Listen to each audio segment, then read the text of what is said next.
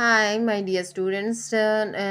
నేను ముఖ్యంగా ఈ వీడియోస్ 10th క్లాస్ వాళ్ళకే తీసుకొని వస్తున్నాను, ఎవరైతే హిందీలో చాలా ఇబ్బంది పడుతున్నారో. ఎందుకంటే హిందీ ఒక్క సబ్జెక్ట్లో మార్క్ తగ్గిన మాత్రాన ఓవరాల్గా ర్యాంకింగ్ తగ్గిపోతుంది. అది ఎట్టి పరిస్థితుల్లో జరగకూడదని ఒక్క విషయానికి నేను ప్రతిదీ కూడా చాలా డీటెయిల్గా ఎలా సాల్వ్ చేయాలి అనేది తీసుకొని వస్తున్నాను. మీరు కొంచెం అబ్జర్వ్ చేసి ప్రతి వీడియో కూడా 4 మినిట్స్ టు 5 మినిట్సే ఉంటుంది. కొంచెం మీరు అబ్జర్వ్ చేసి చూసినట్టయితే కనుక మీకు పక్కాగా హిందీలో అబౌవ్ 60% మార్క్స్ వేస్తే పక్కాగా వస్తాయి.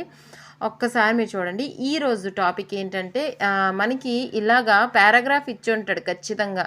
ఇలాంటి పారాగ్రాఫ్, ఇది ప్రీవియస్ ఇయర్ పేపర్ అనమాట. ఇలాంటి పారాగ్రాఫ్ మినిమం 1 2 3 4 అంతే కదా. 4 ఉన్నాయి అంటే 4 ఈచ్ వన్ ఎన్ని మార్క్స్ది? 5 మార్క్స్ది. అంటే 4 5s 20. అంటే ఒక్క పారాగ్రాఫ్ కరెక్ట్గా మనం సాల్వ్ చేస్తే 20 మార్క్స్ ఎక్కడికి పోవు, అంతే కదా. సో 20 మార్క్స్ ఎలా గెయిన్ చేయాలని ఈరోజు చెప్తాను. ఈజీగా పేపర్ ఎలా సాల్వ్ చేయాలనేది చెప్తాను. ఈరోజు మనం ఈ పారాగ్రాఫ్ని ఎలా సాల్వ్ చేయాలని చూపిస్తాను. చూడండి, చాలాసార్లు ఏమవుతుందంటే క్వశ్చన్ చిన్నగా ఏదో ఒకటి ఇచ్చి ఉంటాడు, మనకి తెలియక ఆన్సర్ ఏంటి అనేది తెలియక మనం ఏం చేస్తామంటే ఫుల్ లైన్ అంతా రాసేస్తాం. దానివల్ల ఏమవుతుందంటే మనకి అసలే సబ్జెక్ట్ మీద పెద్దగా గ్రిప్ లేదు, పైగా ఫాస్ట్గా హ్యాండ్ రైటింగ్ రాని సబ్జెక్ట్ కాబట్టి ఫాస్ట్ హ్యాండ్ రైటింగ్ రాదు. ఇంకా మనం ఇలా ఫుల్ లైన్ రాస్తే మనకే టైం లాస్. పోనీ ఫుల్ మార్క్స్ రాసేసాం కదా లైన్ అని, వాడు 1 మార్క్ ప్లేస్లో 2 మార్క్స్ వేస్తాడా? వేయడు కదా. ఆ 1 మార్కే వేసినప్పుడు మనం ఎంత ఆన్సరో అంత రాయాలి. సో అకార్డింగ్ టు క్వశ్చన్ ఒకవేళ ఉందనుకోండి క్లియర్గా, మీకు అది ఈజీగా ఉంటుంది. ఈజీగా అవతల వాళ్ళు కూడా చూసి ఓకే ఎంతే రాశాడు, పర్ఫెక్ట్గా ఉందనేసి ఇమీడియట్గా సైన్ పెట్టేసి ఇచ్చేస్తారు. సో ఇప్పుడు మనం చూద్దాం ఎలా సాల్వ్ చేయాలని ఒక పారాగ్రాఫ్ అనేది. ఈ పారాగ్రాఫ్ ప్రీవియస్ ఇయర్ క్వశ్చన్ పేపర్లో ఉంది. సో అక్కడి నుంచి నేను ఈ క్వశ్చన్స్ తీసుకున్నాను. నేనేం చేశానంటే ఈ క్వశ్చన్స్ కూడా తీసుకున్నాను, అలాగే ఆన్సర్స్ కూడా తీసుకున్నాను. ఎప్పుడు కూడా ఒక చిన్న క్వశ్చన్ అడుగుతాను, నీ పేరు ఏంటి అని ఎవరైనా క్వశ్చన్ చేశారనుకోండి, మీరు చుట్టూ తిప్పి దాన్ని ఆన్సర్ ఇస్తే ఎవడైనా ఇరిటేట్ అయిపోతాడు. Just according to question answer ఉండాలి. నీ ప్లేస్లో నా, పేరు ప్లేస్లో పేరు, యాజ్ ఇట్ ఈజ్గా మనం రాస్తాం. What is your name means my, what ప్లేస్లో మై నేమ్ ఈజ్, అలాగే కదా రాస్తాం. అలాగే క్వశ్చన్ అకార్డింగే ఆన్సర్ ఉండాలి. ఇక్కడ చూడండి, మనకి ఫస్ట్ క్వశ్చన్ అనేసరికి లేఖక్ నే కిస్ ఆర్ నజర్ ఫెలాయి. ఈ పారాగ్రాఫ్లో ఎక్కడి నుంచి ఎక్కడికి ఈ ఆన్సర్ ఉంది. ఫర్ సపోజ్ చాలామంది తెలియక ఇక్కడ నజర్ ఎలా ఎతుకుతారంటే నజర్ ఫెలాయి ఈ పదం ఎక్కడుంది, సో ఇక్కడి నుంచి ఎక్కడి వరకు ఆన్సర్ రాస్తారు. దానివల్ల టైం వేస్ట్ అవుతుంది. సో అలా కాదు, ఎలా చేయాలో చెప్తాను చూడండి. క్వశ్చన్ ఏంటి? లేఖక్ నే kiss are Nazar ఫెలాయి. As it ఈజ్గా క్వశ్చన్కి చూసి ఆన్సర్ రాయాలి. లేఖక్ నే. ఇప్పుడు కిస్ ఉంది చూసారా, కిస్, కౌన్, ఇటువంటి పదాలు ఏవైతే ఉంటాయి ఇవి క్వశ్చన్ మార్క్ని తెలియపరుస్తాయి అనమాట. ఇవేం చేస్తాయి? క్వశ్చన్ మార్క్ని తెలియపరుస్తాయి. అలాగా కిస్ అంటే ఇప్పుడు ఇంగ్లీష్లో కొన్ని వాట్, వై, విచ్, అలాగా కిస్ అంటే విచ్ అనమాట. సో అది తీసేద్దాం. ఏం చేద్దాం, ఇది తీసేసి జస్ట్ కిస్ అని తీసేసి మిగతాదంతా యాజ్ ఇట్ ఈజ్గా రాసేసాం. క్వశ్చన్ చూసారా, క్వశ్చన్ యాజ్ ఇట్ ఈజ్గా రాసేసాం. ఇప్పుడు ఆన్సర్ ఎలాగా?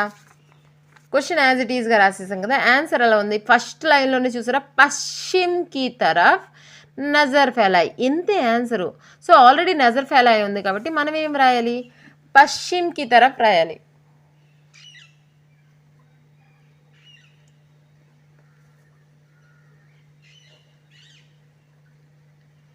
పశ్చిమ్ కి और నజర్ ఫెలాయి, ఇంతే కదా. ఇక్కడ కూడా సేమ్ యాజ్ ఇట్ ఈస్. దూర్ దూర్ తక్ కిస్కి శ్రేణియా నజర్ ఆయి. దూర్ దూర్ తక్ యాజ్ ఇట్ ఈజ్. దూర్ దూర్ తక్ కిస్కి అనేది క్వశ్చన్ పదం. సో దాన్ని తీసేసి ఇక్కడ ఏముంది, ఇక్కడ చూడండి, దూర్ దూర్ తక్ ఈ పదాలే కదా ఉన్నాయి. శ్రేణియా నజర్ ఆయి, చూసారా యాజ్ ఇట్ ఈస్గా ఉంది, దూర్ దూర్ తక్ శ్రేణియా నజర్ ఆయ్. ఇక్కడ ఏముంది, పహాడియోకి శ్రేణియా నజర్ ఆయ్. పహాడియో అక్కడ ఏం రాస్తాం, పహాడియో.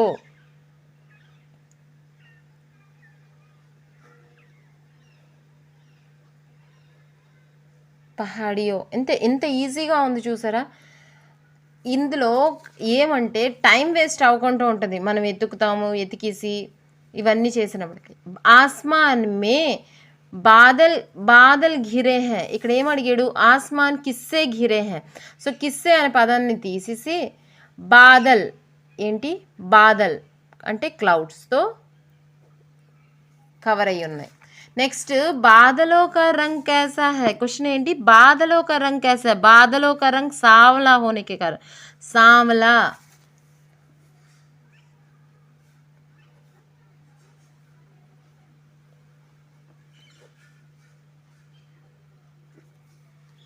ओके, బాదలో కా రంగ్ कैसा था, బాదలో కా రంగ్ సావలా था. As it is, just answer one వర్డే, అదొక్కటి గమనించండి. వేస్ట్గా దానికోసం రాసి ఫుల్ ఆన్సర్ ఫుల్ లైన్స్ రాసి టైం వేస్ట్ అయితే చేసుకోవద్దు. ఎంత టైం సేవ్ అయితే అంత మనం వేరే దానికోసం ఎఫర్ట్ పెట్టచ్చు.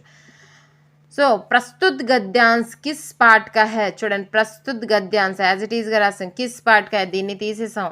ఇదే లెసన్ దమ్మా, ఇది దక్షిణ్ గంగా గోదావరి, ఈ లెసన్ది దక్షిణ్ గంగా గోదావరి.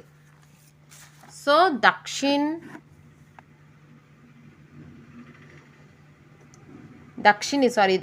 గంగా గోదావరి, దక్షిణీ గంగా, నేను స్పేస్ కొంచెం తక్కువ ఉంచాను, गोदावरी, दक्षिणी गंगा गोदावरी पार्ट से दिया गया है. ఓకే, ఈ మాత్రం మీరు చేస్తే కనుక ఈజీగా పేపర్ అయితే సాల్వ్ అయిపోద్ది. మినిమం 10 మార్క్స్ ఎక్కడికి పోవు.